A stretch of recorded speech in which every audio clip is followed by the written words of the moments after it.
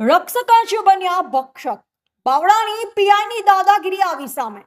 Bavla police સ્ટેશનના PI ડાંગરવાલાએ ફરિયાદીના phone જપ્ત કરી ઢોરમાર માર્યો. પીઆઈ ડાંગરવાલાએ ફરિયાદી ગૌતમભાઈ પાર્કને મૂંઢ મારી સિનિયર સિટીઝન્સ પિતાને અપશબ્દ ગાળો બોલી માર મારવામાં આવ્યો છે. ફરિયાદી ગૌતમભાઈના ભાઈની દીકરી કોઈ બીજા સમાજના છોકરા સાથે ફરાર થઈ જતા છોકરા વિરુદ્ધ ફરિયાદ કરવા 100 નંબર પર કોલ કર્યો હતો. ત્યારે બાવલા પોલીસ ગૌતમભાઈને પોલીસ સ્ટેશને રૂબરૂ બોલાવ્યા અને ફરિયાદ નોંધવા માટે ગયા હતા. ત્યારે બાવળા પોલીસ સ્ટેશને તેમની અરજી લેવામાં આવી. ત્યારબાદ ફરિયાદીએ અરજીનો કોપીનો ફોટો પાડવા માટે કહ્યું હતું. ફોટો પાડવાનું કહેતા પીઆઈ ડાંગરવાલાએ પોતાની ઓફિસમાં બોલાવી ફરિયાદી ગૌતમભાઈ અને તેમના પિતાને ઢોર મારી અપશબ્દ બોલ્યાનો ગંભીર આક્ષેપ ફરિયાદી દ્વારા કરવામાં આવી રહ્યો છે.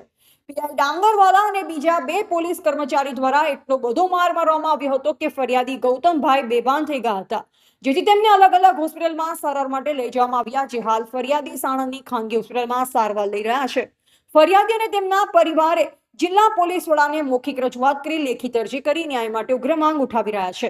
ફરિયાદીએ તેમ પણ જણાવ્યું કે મને કંઈ પણ થાય તો બાવળા પોલીસ આનો જવાબદાર રહેશે. ત્યારે આવા દાદાગીરી કરનાર પોલીસ કર્મચારી સામે કાયદેસરની કાર્યવાહી કરી પ્રજાના રક્ષણ કરવાના બદલે પ્રજાનું ભક્ષણ કરતા બાવળા પોલીસ સ્ટેશનના પીઆઈ ડાંગરવાલાને સસ્પેન્ડ કરે તેવી માંગ ઉઠી રહી છે.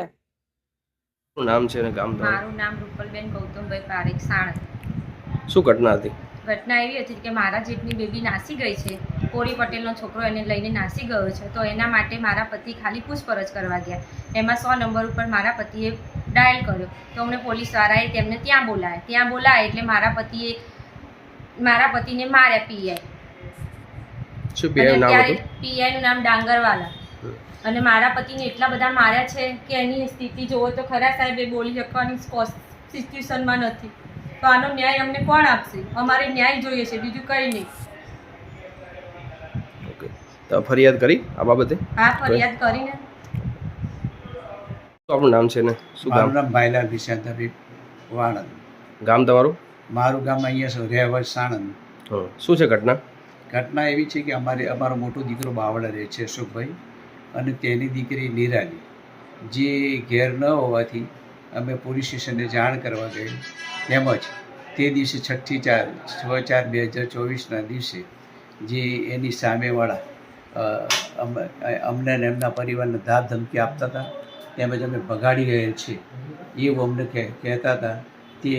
તે નિમિત્તે અમે એક 100 નંબર પર ફોન કર્યો અને 100 નંબર પર ફોન બાવળા પોલીસ સ્ટેશનથી આવી અને અમને કહેલ કે તમે બાવળા પોલીસ સ્ટેશનમાં આવો અને ત્યાં એફઆઈઆર નોંધાવી દો.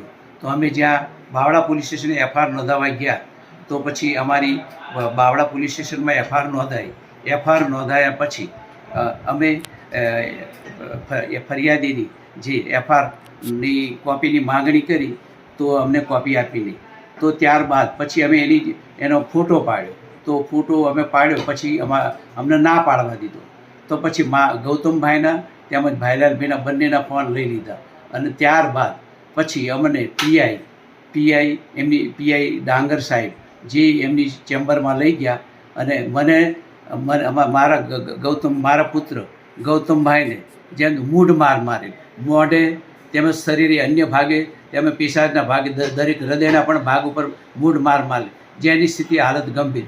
અને હું સિનિયર સિટીઝન હોવા છતાં મને પણ મૂઢ મને મારેલ, મોઢામાં લાતો ઉપર મારેલ. તેમજ મને અન્ય કે હું વાણંદ જ્ઞાતિનો હતો, તું ગાયજો છું એવો મને જ્ઞાતિવાદ કરીને મને બોલાવેલ છે, મને કીધેલ છે. અને મારું અપમાનજનક કીધું ને મને બેફામ ગાળો દીધેલ છે, મને મોઢા પર પણ લાફા મારેલ છે.